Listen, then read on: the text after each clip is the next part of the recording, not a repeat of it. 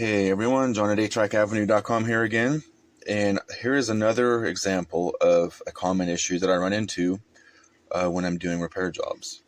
This is very common on these pink cartridges, and on these, this style here is the early Warner Brother and the later Ampex tapes that did not have the melted pinch roller.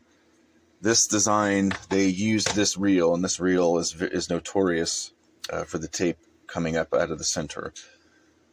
So what I will have to do with this, obviously, is I will have to wind the tape onto another reel and then back onto this one to fix this issue.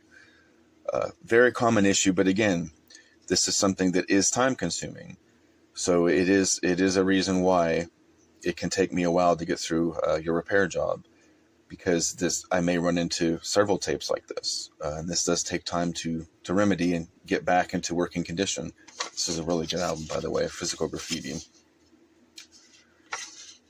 So I hope you found this interesting, and I'll talk to you again soon.